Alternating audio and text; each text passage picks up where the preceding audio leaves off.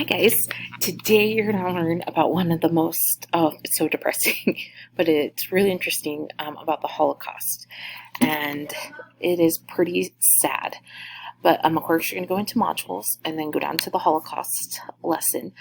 There is also going to be a live interview with a Holocaust survivor that's actually happening today.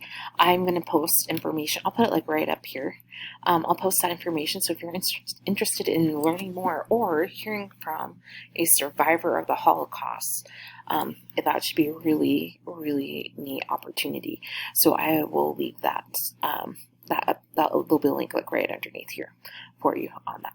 But okay, the Holocaust. It's so hard because the Holocaust is a very big concept and we're cutting it down to 15 minutes. So here's kind of like an overview of what happened with the Holocaust. So there's some text and just it's broken up into chunks with the reading. Okay, so here you'll learn about the Holocaust and what had happened during this time. Very, very sad. I know there's lots of, if you're interested in this topic, there's lots of great books and movies that do an excellent job teaching about this subject. So the U.S. Holocaust Museum is a really great resource as well. So anyway, I hope that you have a great day.